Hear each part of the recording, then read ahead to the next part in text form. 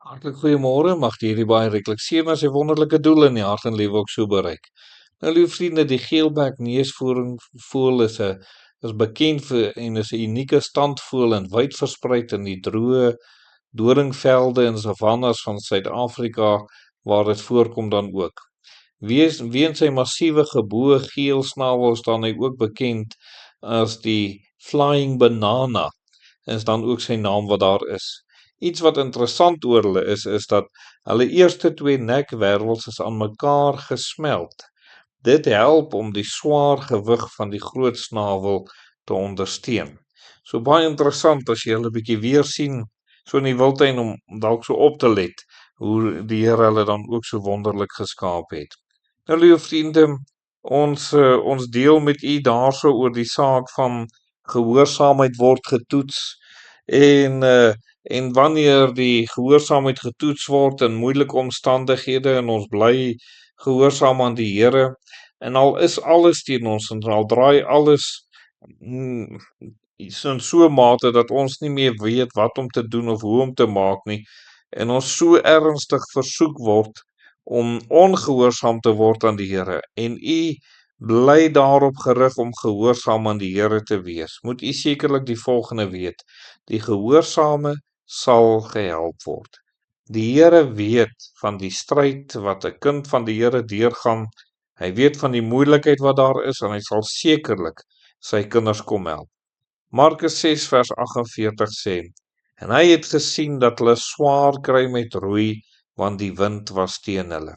Ja, die Here weet van daardie stryd waarin hy is, net soos wat hy geweet het van die disippels toe hy vir hulle van die begin af gesê het, dat hulle moet oorvaar, geweet het van die toets wat oor hulle gaan kom, of hulle gehoorsaam gaan bly. En so weet die Here van u ook. Hy weet presies wat in die lewe gebeur. Hy weet dat dit vir u moeilik is om gehoorsaam te bly. Hy weet die uitdaging wat daarin is om gehoorsaam te wees. Maar weet dit vanoggend, die Here sal u help.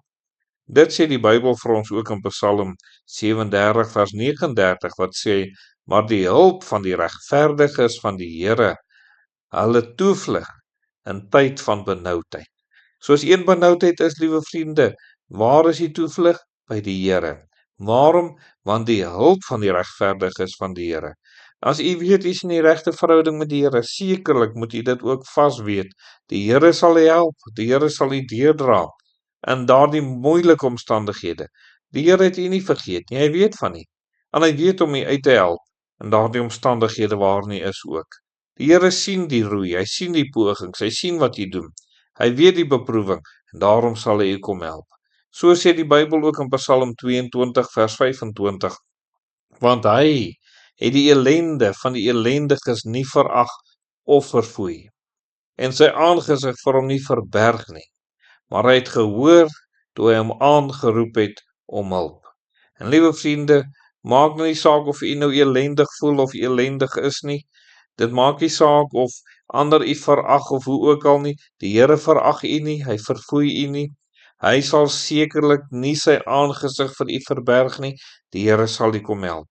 Daarom kan u na die Here toe kom. Daarom kan u die Here kom aanroep ook in die tyd wat u kan sê: Here, ek is onder 'n geweldige versoeking en beproewing en ek sukkel met hierdie dinge. Ek is moeg geroei. Ek kan nie met die wind en die water en al hierdie dinge, maar ek moet in die gehoorsaam bly.